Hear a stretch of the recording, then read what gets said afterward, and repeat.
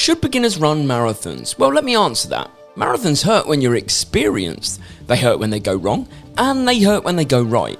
It actually took me 7 years to run my first marathon. So why do beginners think it's a good idea for their first running experience to be a marathon? That's actually quite simple to answer. Sometimes people sign up for one, usually a ballot entry with no expectation of actually getting accepted. They just throw their hat into the ring and think, I'll pick up the pieces down the line. Sometimes it's just to try and kickstart a good habit. And sometimes it's simply because people view a marathon as the ultimate running challenge and people want to tick that off. But there are bigger things at play. It needs to sit within the wider view of what running is to your life. So here's what I'm going to do. I'm going to argue why I think beginners should never run marathons. But they should run a marathon at some stage, just not when they're a beginner. I think this is probably the biggest reason that beginner runners shouldn't run marathons, and it has everything to do with your body, with your soft tissue. That includes muscles, ligaments, tendons, the whole 9 yards. The thing is, when you train, your body, it goes through this process of breaking down, repairing, growing, breaking down, repairing, growing, and actually, I should probably roll instead of sitting on it. And the process, it takes a long time, and there are fine margins when you're dealing with constantly battering muscles and expecting them to repair and battering muscles. So wouldn't it make sense to everybody that the longer the period that this is managed over, the more likely it is for you to get through unscathed, or the less likely it is for you to get injured? Either way round, you know what I'm saying, right? And also, not knocking beginners, totally get it. Some people take a lot longer of an approach. They can take, half a year or more, but I still actually think, is that enough time to train for a marathon safely? I mean, let's just quickly break down what happens to your body in the long run alone when you're a beginner, or even when you're an experienced runner. The thing is, when you haven't developed your aerobic base enough, and when your muscles are still growing, breaking down, repairing, all of that, when you go on a long run, this happens. You're probably cruising along. Let's say, for example, you're going for a half marathon. You're cruising along for the first half of that run, no problem. But when your aerobic base falters, as in when your fitness is not quite there yet, what your body does, it responds by changing the technique to try and keep up the pace that you think you need to be running at, and therefore your heart rate goes up. And what you can do is, when you change that technique, muscles are used in ways they're not comfortable with, or they don't have the energy for, and that's when overuse injuries occur. Or you just go to a much higher heart rate that you don't want to be training in, and suddenly you're not working your aerobic base. I guess I would just call it overreaching when your body's not ready to do that long run. These are the kinds of things that can happen that can derail you, which leads us kind of nicely on to point 2, which is the dropout rates of beginners that take on marathons. In fact, even just take on marathon training, let alone marathons. And if we go on just circumstantial evidence, let's take my experiences first of all, and that is, I reckon I've got about 10 friends that were beginners and ran marathons as they were beginners over the years. And when I look now at those friends, are they still running? I would say about 1 out of those 10 continued to run after that first marathon experience. That's 10%, but that's completely circumstantial. That's just my experience. So what about the scientific papers? Now this is the bit where I think it gets interesting, because the American College of Sports Medicine took a bigger sample sizing, still admittedly not huge, but over 100 runners. They sample sized those that were beginners that were training for their first marathon, and really interestingly,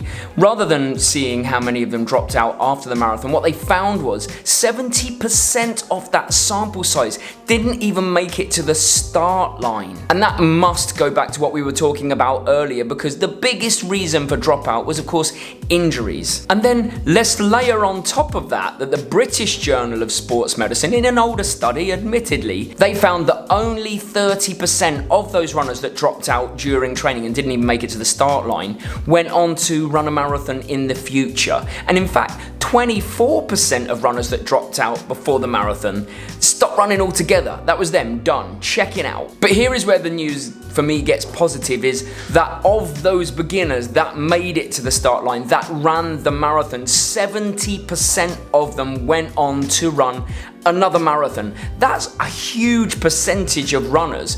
So I guess what we're saying is, the battle is not running the marathon. That's not what keeps people in the game. The evidence proves that it does. The evidence says the key to sticking in running, to staying running marathons, is even getting to the start line as a beginner. And that is where all the pitfalls, that's where all the setbacks happen. That's where the danger is. And I guess it's why I'm saying maybe don't do it as a beginner. The chances of getting to the start line, 50-50 at best, in fact less than 30-70 as a beginner. It's a marathon, not a sprint. A phrase said for so many years. I mean, it is literally a phrase about taking your time. So when we rush this process and we try to train for a marathon from beginner in 12 or 17 or even 30 to 40 weeks, what message are we sending to ourselves and others? That's the thing. Marathons are part of running sometimes. Sometimes people run all of their lives and would happily never run a marathon. And that's okay too. But if you do want to run one, don't you want it to be the best experience of your life? Standing on the start line knowing you've put in the work over months and years, you've taken your time, you've crafted your skill, you've told yourself, I'm in it for the long haul. What a message. And you made it to the start line because you took your time too, knowing so many don't because it's rushed. All of the messages you send yourself are clear. I'm in this for the long haul and I love the doing. And the message you send when you try to rush? I don't know about this, let's see what happens. And that can spread to other areas of your life. If you don't respect the grind for a marathon and don't take your time, what else would you be willing to rush? Sure, I get it, you could say that I'm completely overdoing this message, but I honestly believe that the message you're sending yourself is clear. You might be one of the lucky ones that gets through training unscathed, that runs that race, but you also might not. Do you want to skew the odds in your favour in the best way I know how? Don't rush the process. Take your time. Good things come to those who wait. Wait, what about this one? The long con. Go with me on this. The joy of a long process. Oh my God. I don't think it can be beaten in terms of the payoff at the end of something you've been working for a really long time, not just a little while. Definitely gonna have to talk to you between reps because that's quite punchy training for New York, but let me explain what I mean by a long payoff. I've got to take you back to the start. When I first started exercising, first started getting into it, I wanted to train for triathlon, but already when I started, I had a 5-year plan from the very start. So my aim was quite simple. I had this massive goal of being able to compete for Team GB by year 5, and I had all the steps I needed to do that. It was like a season of sprint triathlons, then some sprint and Olympics, then some Olympics, then a half, all year by year. And let me tell you, the payoff was pretty huge. I did end up qualifying for Team GB, maybe a bit by luck as well as training, but you know, you take it, right? But the enormous sense of self and the enormous sense of kind of, what's the word? Investing in the process was what I felt when I did it. And I love a long term. So I've done other things like that. I'm doing 1,200 repeats and I'm only halfway through. This is the next one. Here we go, at marathon race pace. The other things I've done, if you've watched the channel for long enough, you'll know I've done multiple 30-day challenges, from running every day to running 10K every day to cutting sugar out for 30 days. And the payoff is just wonderful. I also started with the idea of doing a year without alcohol, but I got to the end of the year and didn't miss it. So I haven't looked back, I'm 12 years in.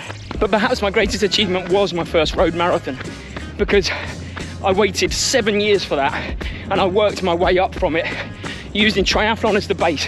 Because let me tell you something, the payoff for achieving that 7-year goal was absolutely monstrous. Because I think payoff is directly proportional to the amount of work you put in. You work hard for 13 weeks, you get a 13-week-ish payoff. 20 weeks, 20 weeks. But just imagine the payoff if you work for something for a year, or 5 years, or 7 years. Oh my God, I cannot tell you the joy in that.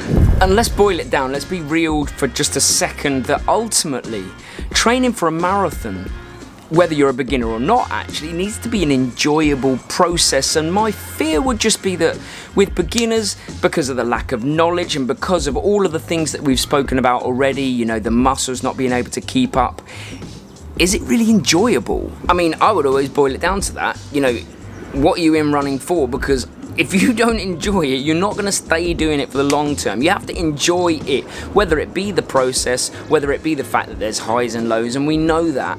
If you don't get some joy out of it, you're not coming back. And with marathon training, it's bloody hard. It's a long-term investment for me. I have to keep remembering on the worst of the days, I get to run. I don't have to. I don't have to do this. No one has to do this. I get to do this, and that's the joy in it, and that's why I'm so thankful. But injuries reduce my joy level.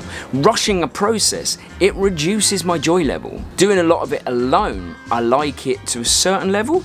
But then when you do it with other people like club mates, friends, Mary, that increases my joy level. And when you're training for a marathon, it can be a very lonely experience because there's not many other people doing it. And the deeper you go into this running process, the more enjoyable running becomes overall. And you're more readily able to absorb that training load and enjoy it.